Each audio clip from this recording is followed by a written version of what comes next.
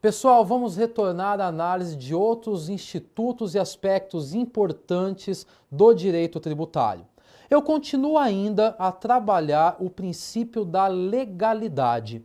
Nós vimos anteriormente que, em relação ao princípio da legalidade, a Constituição dispõe o seguinte: que nenhum tributo será criado nem majorado, a não ser que seja por meio de lei. Mas vimos que existem exceções em que a própria Constituição traz que alguns impostos poderão sofrer alteração nas alíquotas, seja para majorar ou reduzir, e os impostos são aqueles impostos extrafiscais. No caso, o imposto de importação, o IPI, o IOF, e ainda o imposto de exportação. Seja importação, exportação, IPI ou IOF, eles são considerados como exceções ao princípio da legalidade.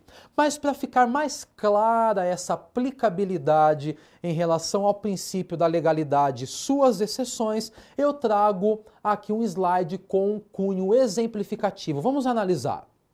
Exemplo para fixação com relação à mitigação do princípio da legalidade. Lei de imposto de exportação estipula a alíquota de 20% para um certo bem exportável. Pode o Poder Executivo reduzi-la para 10% e, se quiser, retorná-la ao seu patamar máximo de 20%. Meus caros, vamos entender a aplicabilidade deste exemplo. Percebam que eu menciono que a lei que instituiu o tributo, ele traz que para determinado bem exportável a alíquota seria de 20%. Todavia, eu menciono que o Poder Executivo poderá reduzir por força de ato infralegal ou ato do próprio Poder Executivo esta alíquota para 10% e depois poderá retorná-la para os 20% originalmente estabelecidos na lei.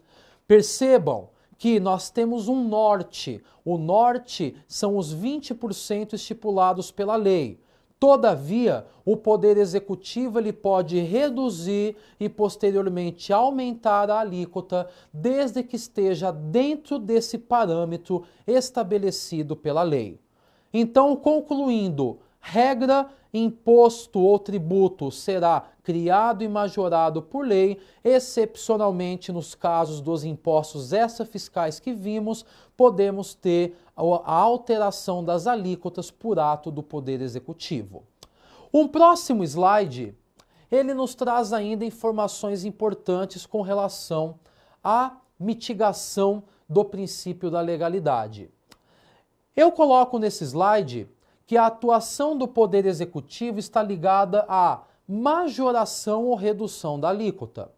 Tais impostos excepcionais, imposto de importação, exportação, IPI e IOF, servem para a regulação do mercado ou da economia do país. Aqui nos deparamos com uma informação realmente constante no slide, somente para reforçar o que já mencionamos anteriormente, que nos deparamos, portanto, com o princípio da legalidade aplicável e com casos excepcionais estipulados nos impostos denominados de extrafiscais, como, por exemplo, importação, exportação, IPI e IOF, que servem para regular a economia.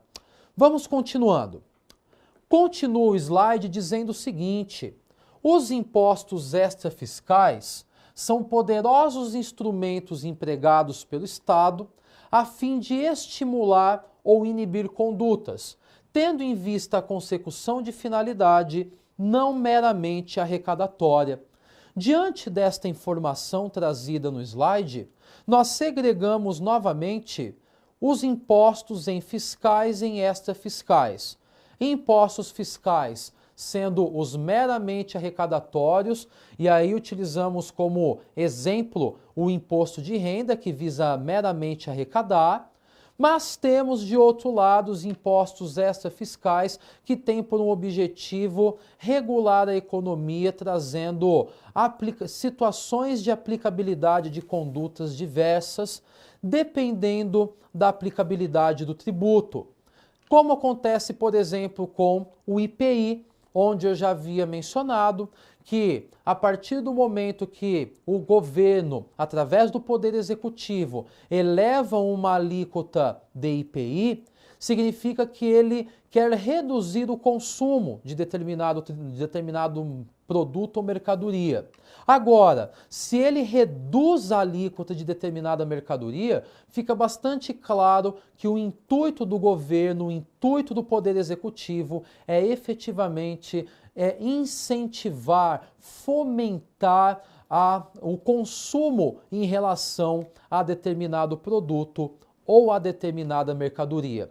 Eis aqui a importância de analisarmos a diferença entre impostos meramente fiscais ou impostos também considerados como extrafiscais. Em continuidade, o nosso slide ele justamente faz essa divisão agora. Ele coloca de um lado o que são tributos extrafiscais e de outro lado o que são tributos fiscais. Como eu já havia denotado anteriormente, fica aqui com caráter de reforço aquilo que já conversamos. Os tributos extrafiscais, aqueles que possuem função de regulação de condutas e comportamentos, e tributos fiscais possuem finalidade meramente arrecadatória. Vamos seguir ainda para o próximo slide. O próximo slide, ele traz funções importantes também ou aspectos importantes. Vejam que nesse slide eu trago informações sobre o CID combustível e o ICMS combustível. Eles também são considerados extrafiscais e mitigadores do princípio da legalidade. As alíquotas podem ser alteradas pelo Poder Executivo. Meus caros, percebam que nós estamos agora adentrando na análise de outros impostos que não vimos anteriormente.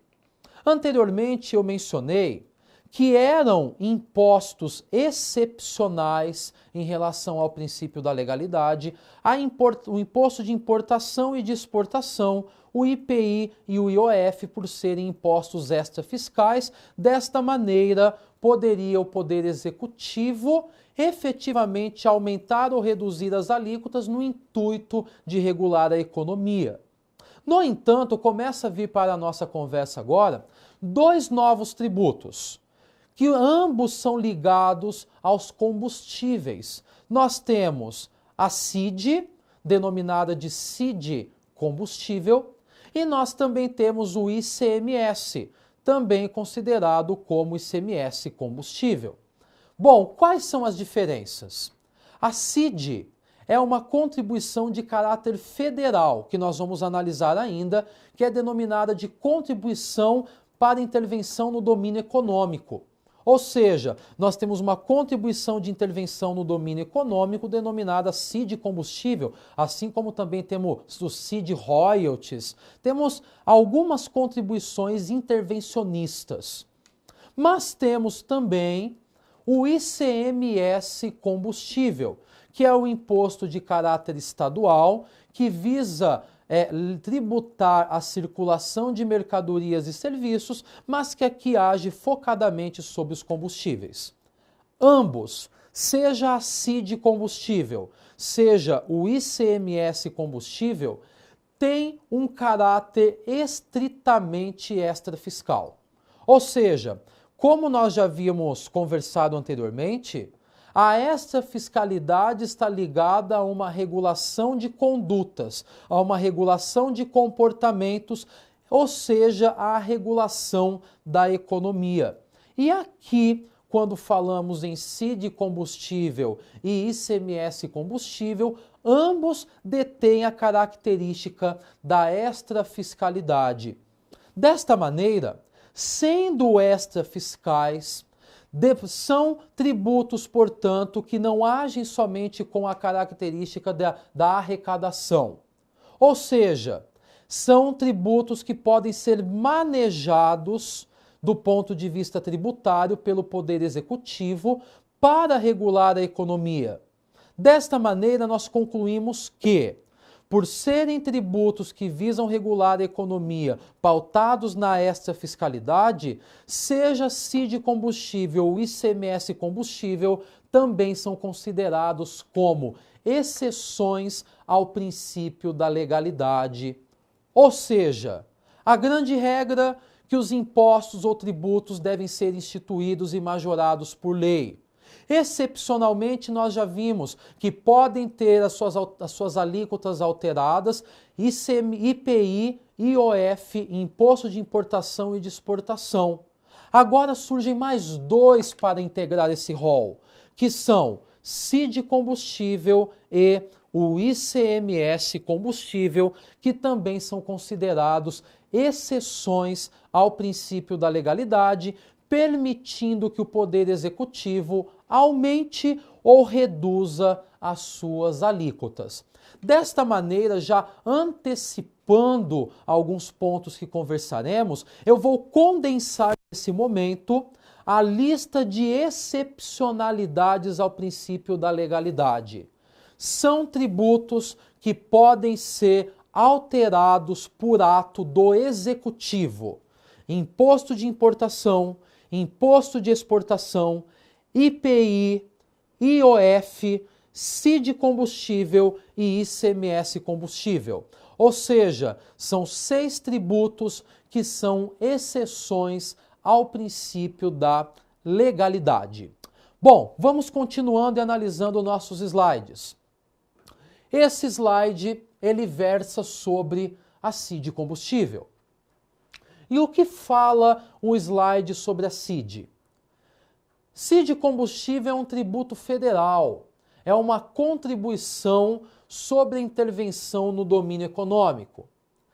CID combustível é criado pela Lei 10.336 do ano de 2001, à luz da Emenda Constitucional número 33 do ano de 2001. De acordo com as regras estabelecidas, o Poder Executivo poderá alterar as alíquotas dispostas através de decreto. Bom, conforme denota o próprio slide, CID combustível é um tributo federal, tributo caracterizado a CID como uma contribuição sobre a intervenção no domínio econômico, que foi criada no ano de 2001, pautada na Emenda Constitucional número 33 de 2001, e que, por ser tipicamente um tributo extrafiscal, o Poder Executivo pode, então, regular a aplicabilidade através de atos próprios. Ou seja, o próprio Poder Executivo pode aumentar ou reduzir as suas alíquotas meramente através de ato do Poder Executivo, leia-se aqui através de decreto. O próximo slide nosso, ele deixa esses aspectos gerais de CID combustível e traz aqui algumas conotações específicas, onde o Poder Executivo, na CID, somente poderá reduzir a alíquota e restabelecer ao limite máximo fixado em lei. A majoração da alíquota deve avocar presença de lei. Então vamos entender o que diz esse segundo slide. Ele diz que a CID combustível pode ter alteração pelo Poder Executivo de suas alíquotas, mas em qual formato? Nós podemos nos deparar com o Poder Executivo reduzindo as alíquotas da CID ou restabelecendo as alíquotas ao parâmetro inicial, ao patamar inicial que originalmente constava em lei. Agora, a majoração, ou seja, o aumento das alíquotas, além daquelas estipuladas na lei original, estas dependem de efetivamente presença de lei para que sejam aumentadas. Então vamos novamente concluir. CID é um tributo federal que tem caráter extrafiscal, cujas alíquotas podem ser alteradas pelo Poder Executivo. Todavia, o Poder Executivo, por ato próprio, só pode reduzir e restabelecer ao patamar inicial. Caso haja interesse de aumento, majoração das alíquotas existentes, se faz necessário que tenhamos, portanto, a aplicabilidade da majoração através de alteração na lei e não através de um ato do Poder Executivo. Em sequência, nós temos um próximo slide agora que ele versa sobre o ICMS combustível.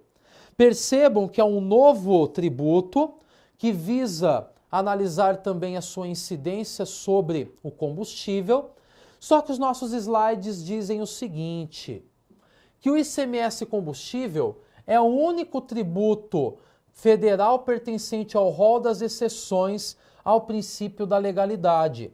Não se trata do ICMS em si, mas de um imposto particular, especial, dotado de finalidade específica. Bom, nós nos deparamos com o ICMS, que é o único tributo de caráter estadual que encontra-se no rol das excepcionalidades ao princípio da legalidade. Tanto isso é verdade que, se nós começarmos a analisar, nós temos IPI, IOF, Imposto de Importação, Imposto de Exportação e CID combustível, até agora, que são tributos essencialmente federais. Este é o único tributo estadual, haja vista falarmos de ICMS, é um imposto de competência estadual que incide sobre a circulação de mercadorias e prestação de alguns serviços, em que embora tenhamos um tributo estadual, ele é dotado de finalidades específicas. Percebam que ele se trata de um imposto estadual voltado à aplicabilidade, essencialmente voltado aos combustíveis.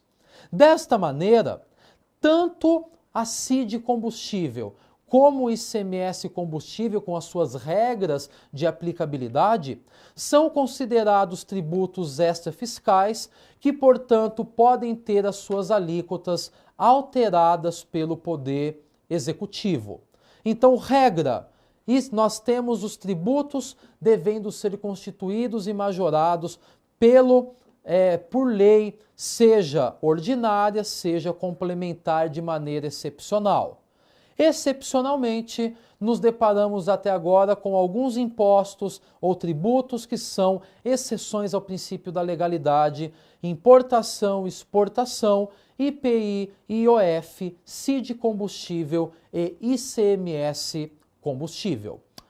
Seguindo para o próximo slide, nós temos ainda informações sobre o ICMS combustível. E o ICMS combustível, de acordo com a Constituição Federal, traz que a Lei Complementar Federal irá definir os combustíveis e lubrificantes amparados pelo imposto. Já as alíquotas são definidas pelo Estado ou pelos estados e pelo Distrito Federal. Vejam que questão interessante. Como eu havia dito, o ICMS combustível, ele é um tributo estadual. O ICMS por si só é um tributo de competência estadual. Todavia, a Constituição Federal diz que, nesse tributo, haverá aqui os combustíveis que terão a sua incidência, bem como os lubrificantes, devem ser estipulados através de lei complementar federal. Ou seja, uma lei federal deverá trazer quais são os combustíveis e os lubrificantes que sofrerão o impacto do ICMS. Já todos os demais pontos relativos a este tributo deverão ser trazidos pela legislação específica, seja dos estados, seja do Distrito Federal, que possui uma competência cumulativa. Como assim uma competência cumulativa? Nós sabemos que o Distrito Federal, do ponto de vista tributário, ele abarca para si os impostos estaduais e municipais em razão de sua condição anômala. Desta maneira, temos que as regras estabelecidas sobre qual combustível ou lubrificante que sofrerá incidência desse imposto deverá estar em lei federal. Já as regras específicas com relação ao ICMS deverão estar estabelecidas no ente competente tributário, que são os estados ou o Distrito Federal. Em sequência, nós nos deparamos com, aqui sim, a consolidação de todos os tributos que são exceções ao princípio da legalidade. Nós temos o imposto de importação, o imposto de exportação, o IPI, o IOF, a CID combustível e o ICMS combustível. Nós temos exatamente 6 tributos que são considerados como exceções ao princípio da legalidade. Ou seja, esses 6 tributos, eles poderão ter aumento ou redução de alíquotas fixadas pelo Poder Executivo, pois se tratam de tributos essencialmente extrafiscais que têm por um objetivo não somente arrecadar, mas têm por um objetivo também regular a economia. Bom, então, grande regra, os impostos, os tributos, eles devem ser criados ou majorados por lei, excepcionalmente no caso desses 6 tributos que acabamos de ver, que são tributos extrafiscais. Bom, mas eu havia dito anteriormente que a grande regra é que os tributos sejam criados ou majorados por lei.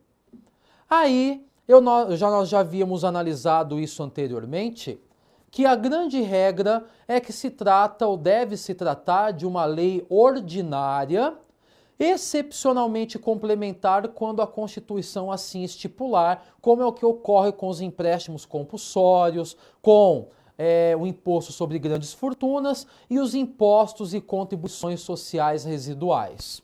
Questões excepcionais. Mas aí sempre vem a grande dúvida: como fica a análise tributária versus a medida provisória? Eu posso utilizar medida provisória na área tributária?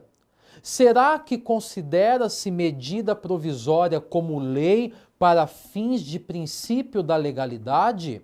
Ora, como fica tributariamente falando a aplicabilidade da medida provisória? Vamos analisar, acompanhe comigo aqui no slide. Bom, eu trago inicialmente um slide fazendo um contraponto, princípio da legalidade versus medida provisória, e começamos a trabalhar da seguinte maneira. Eu trago que medida provisória é um ato normativo excepcional, dotado de relevância e urgência. Até a emenda constitucional número 32 do ano de 2001, a MP, não apreciada pelo Congresso, podia ser reeditada dentro do prazo de eficácia de 30 dias. Bom, então percebam que nós temos um divisor de águas aqui, que é uma emenda constitucional, que anteriormente à sua vinda, nós tínhamos uma medida provisória dotada de relevância e urgência, como se ocorre inclusive atualmente, em que é um ato do Poder Executivo, como bem mencionado, com dois requisitos essenciais, que é o caráter de relevância e de urgência.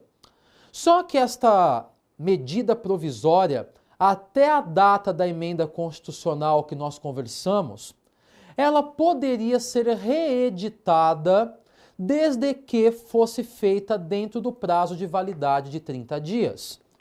Meus caros, eu convido-os a fazer uma pesquisa breve e chegarem à conclusão a quantidade de vezes que uma medida provisória chegava a ser reeditada anteriormente à emenda constitucional.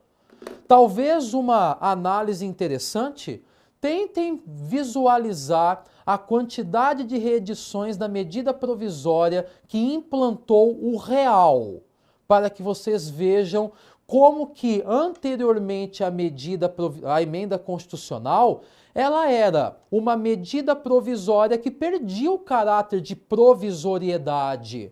Bastávamos analisar à época o quê? Que as medidas provisórias elas tinham uma determinada nomenclatura. Vinha o número da medida provisória, tracinho, e na frente vinha o número de reedições desta medida provisória. Ou seja, na sistemática aplicável anteriormente à medida provisória, nós tínhamos uma medida provisória que perdia, sem dúvida alguma, o seu caráter de relevância e de urgência. Desta maneira, nós vamos caminhando no material e vamos vendo a evolução. Com a emenda constitucional número 32 de 2001, o prazo de validade da MP passou a ser de 60 dias, admitida uma única prorrogação por mais 60. Não havendo conversão em lei, a MP perde a sua eficácia. Então vejam, como era antes? Antes era uma medida provisória com prazo de 30 dias, que poderia sofrer as suas eventuais reedições, desde que fossem feitas antes da expiração do seu prazo de validade. Agora, da emenda constitucional número 32 até os nossos dias atuais, a medida provisória ela sofre alteração. Ou seja, o prazo de validade é de 60 dias, comportando-se uma única reedição, uma única prorrogação. Em casos eventuais de não reedição ou de não prorrogação dentro do prazo de 60 dias, a medida provisória perde a sua eficácia. Vejam, aqui a emenda constitucional número 32, ela teve por um objetivo trazer para a medida provisória efetivamente um caráter em tese temporal que demonstre que nós temos uma certa relevância e urgência. Até porque, como mencionei anteriormente, de acordo com as regras estipuladas anteriormente a 2001, a medida provisória ela podia ser reeditada por inúmeras e inúmeras vezes e os requisitos da relevância e da urgência perdiam aparentemente o seu objeto. Bom, feita essa análise inicial sobre a medida provisória, vamos começar a trabalhar essa medida provisória dentro dos aspectos tributários. Acompanhe comigo. O artigo 62, parágrafo 2º da Constituição Federal, permite a utilização da MP em matéria tributária com exclusividade ao campo dos impostos. A MP pode versar sobre tributos ressalvados aqueles ligados à lei complementar. Vejam que questão importantíssima. Podemos ter medida provisória aplicada à área tributária? A resposta é sim. Podemos ter a medida provisória aplicada sim com reflexos tributários. Todavia, temos que ter em mente que não é possível nos valermos de medida provisória em relação a matérias que são reservadas à lei complementar por expressa vedação constitucional. A própria Constituição diz que é vedada a utilização de MP, de medida provisória, para aplicação em regras ou em situações em que se é utilizada a lei complementar, ou seja, onde for necessário lei complementar, não podemos ter a aplicabilidade da medida provisória. Vamos caminhando, próximo slide. Na visão do STF, a MP é hábil para criar e majorar tributos. A medida provisória, segundo a Constituição, também é instrumento apto a criar e majorar tributos. Esse slide ele nos traz qual conotação? Ele traz o que efetivamente a Constituição externaliza e traz ao mesmo tempo qual é o entendimento do Supremo Tribunal Federal.